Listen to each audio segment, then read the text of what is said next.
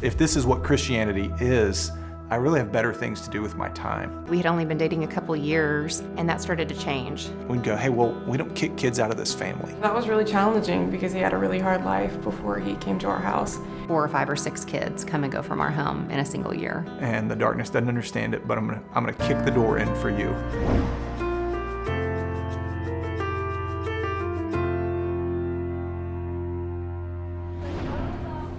We have 9 kids, ages 27 down to 6. We usually describe it as kind of a beautiful chaos, a beautifully controlled chaos. There's always something going on, and when there's not, it's absolutely wonderful.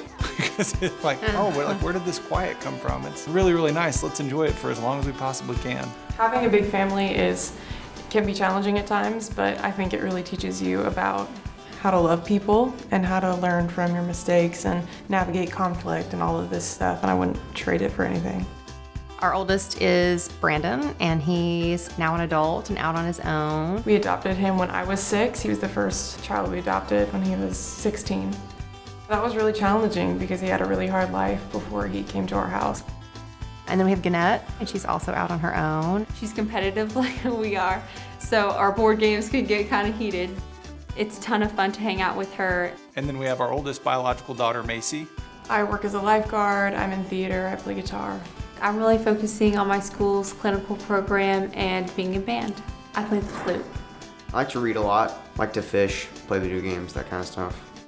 The next 3 came and joined the family through foster care initially. They're Maddie, Ellen, and Ruben. We call Ruben Chewy. I like to play with my friends, and what I'm trying to focus on is school, getting past 6th grade. I like to go swimming. I like to paint and swim. And then on the tail end, we have a little Chapel. Not little, I mean, He's as big as Ruben solid. is. Yeah. I'm kind of focusing on, getting focused on whatever I'm going to focus on in the future.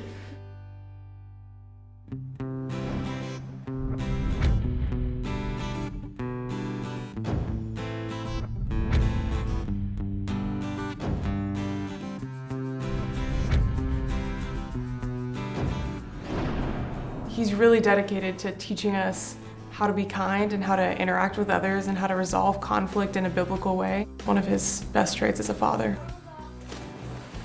Oh, well, he's a lot of fun. He's funny. He's handsome. A little bit of a perfectionist. We're both kind of strong personalities, and so people ask sometimes, how do y'all, Apart from being just this beautiful redhead that I spend my life with, she is one of the most creative people that I've ever met.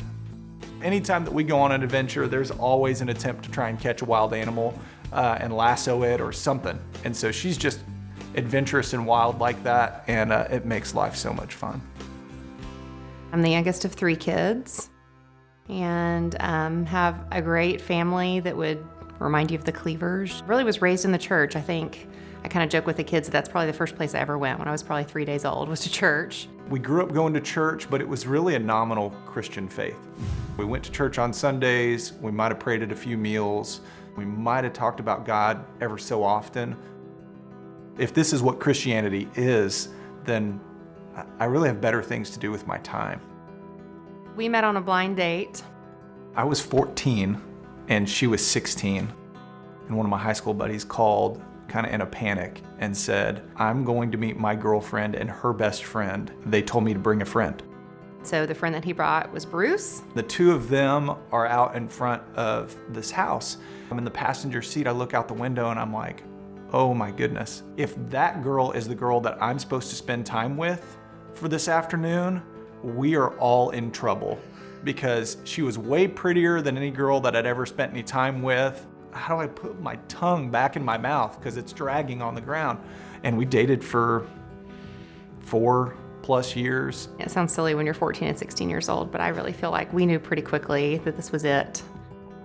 We got engaged while I was still in high school. Went out for fondue and went to a Star Wars movies, and I mean, that's like what you do when you're getting engaged at 18. So it was cute and sweet and romantic.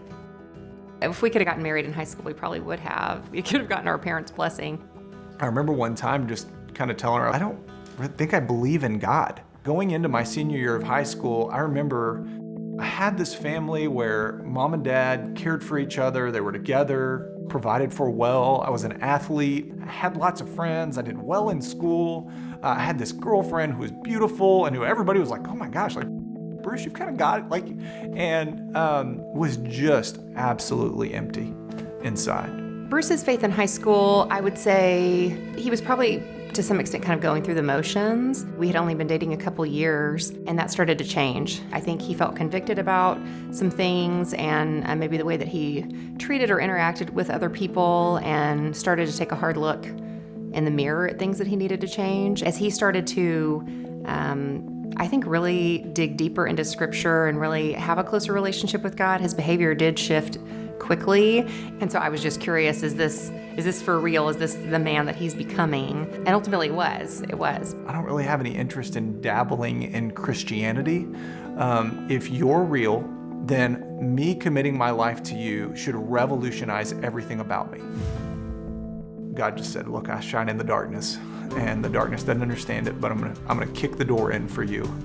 The reputation that I'd had up until that point was really kind of this athlete guy, but it was a little bit rude and not kind and not a good friend necessarily to people who, kind of weren't a part of the inner circle. Following that, people only knew me as the guy who carried his Bible around everywhere.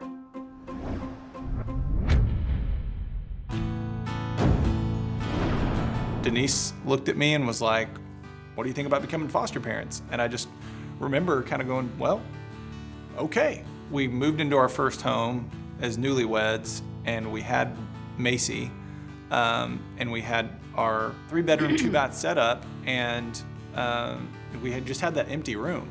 My dad's adopted, but it was his sisters are adopted. Some of his cousins are adopted. So adoption in my family was just sort of a normal part of life. It didn't make you special. It wasn't like, it sounds bad. It wasn't a big deal. It was just like how you came into the family, and that's it. There's no more to it. When we started to hear about youth, about teenagers who are aging out of foster care, our misconception about that there's all these couples that are waiting to adopt, and that's true to some extent for little ones, but largely we have kids who are waiting. And so when that reality hit us, that there are kids who are having birthdays and treatment for leukemia and all these things that are growing up in foster care, it was just unacceptable. I think it's our government's best attempt to try and find solutions for vulnerable children and families.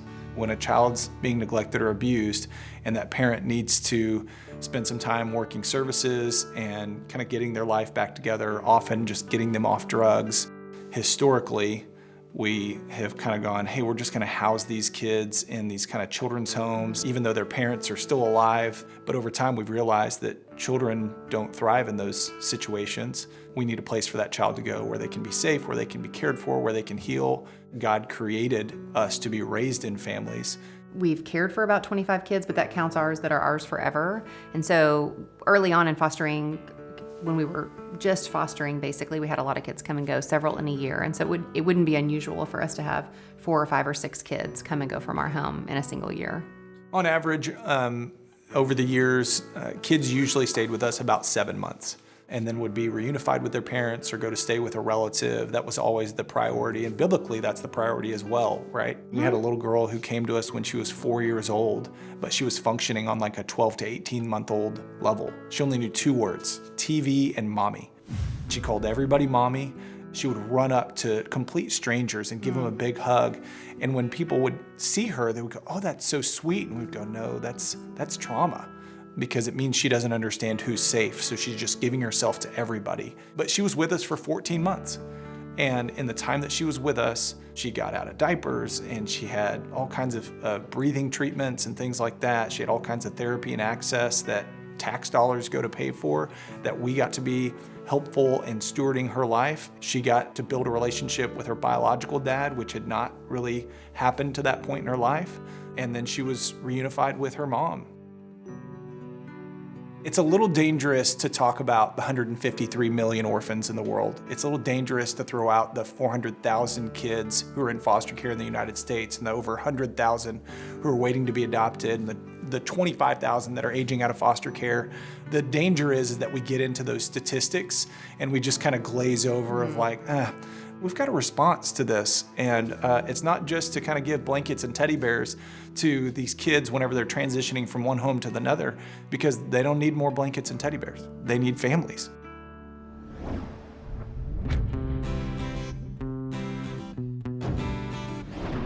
We contacted our agency and said, we think we might be interested in adopting a boy like ages 10 to 15. We think this kid might be a fit. I think probably about a week later, they called us about our son Brandon, and he moved in just weeks after that. He just jumped in and was so willing to become part of the family, and it was incredibly hard for him and hard for us and awkward. And lots of like walking through public and like people being like, that's your dad? Because you might be brothers, but that can't be your dad.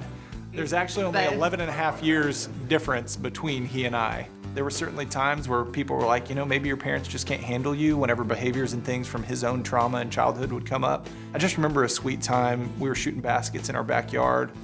Somebody had shared that with him because we just had a lot of conflict. And I just went, hey, do you think that's what parenting is handling kids? That it's, me trying to control you. And he kind of paused for a second. I think it really helped him see, like, you're trying to help me grow. You're trying to disciple me. And there'd been a number of times where certainly I'd messed up and lost my cool and had to repair that relationship with him. And other times we were like, hey, this is what it looks like to apologize when you mess up.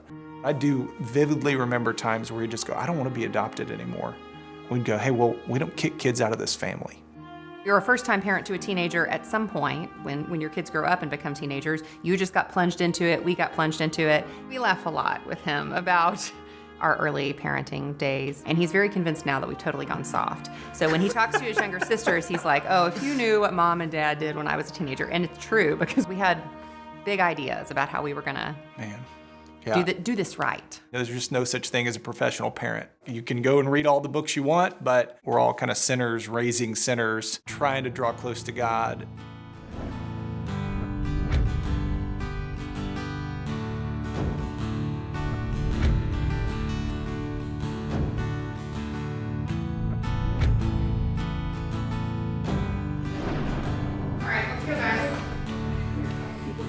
We spend as much family time as we can, and it can't be quantity because there's 9 kids. When Bruce runs to the hardware store, he's always taking somebody with him. When I'm working in the yard or when I'm doing something here, I have somebody who's gonna hold the tools and hand them to me or whatever it is. It's that one-on-one time, and that's when some of the big conversations happen. Is not when we say, hey, let's talk about this boy, or hey, let's talk about this conflict with a friend. Managing screen time and all of that is really challenging, as you can imagine, with this many people and this many screens. We have that conversation and say, here's the why behind it. We're not trying to keep any good thing from you. We need you to carry this with you because we can't watch all the time. We can't be looking over your shoulder. We're monitoring cell phones and you have to charge it out in the kitchen and all of that. But we looked across the street and our kids were playing with the neighbors. Well, they were all sitting on the front porch with somebody else's iPad, and I was like, no matter how many safeguards we put in place, they can find what they're looking for. And so just trying to guide their little hearts. Let's pray. God, thanks so much for today. I think families who we choose to do life with.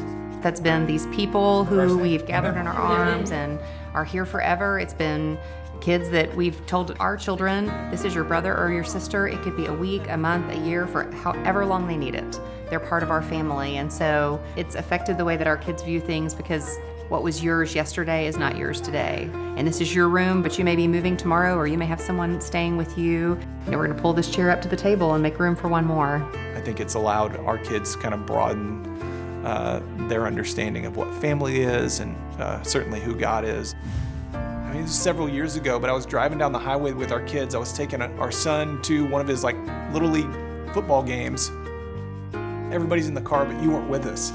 And I remember, Strange. I remember calling you just in tears, because in this weird, inappropriately timed moment, God had just went, remember how kind I am. And I just called her, trying to hide my tears from my kids. I'm driving our van. They're all loaded up. Just, man, God's been so good to us. And, while I'm sure that we would love to do some things over, it has been so sweet to live this life.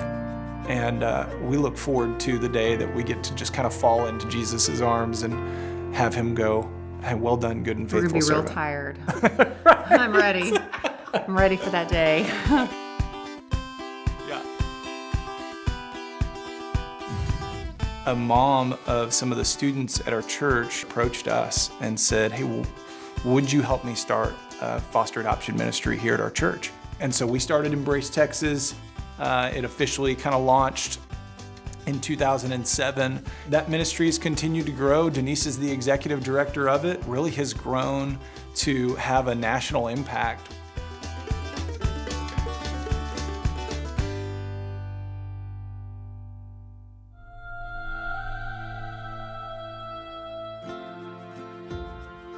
God is love, and love comes from God. In 1 John, the Bible tells us that God is not only all-loving, but that He actually is love itself. The heart of the Parent Compass television show is to bring the transforming love of God to families everywhere. In every Parent Compass episode, true stories reveal family struggles and how their lives were radically changed by the love of God. Parent Compass, an award-winning television series, is completely funded by people like you.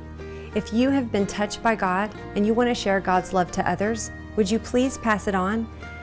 Jesus tells us to go into all the world and to tell about Him. With your donation, you allow us to take this television show into many different nations and in many different languages, free of charge. And a portion of your donation goes to Parent Compass Outreach to feed starving children. Your gift does so much. To make your tax-deductible gift, go to parentcompass.tv/donate. That's parentcompass.tv/donate.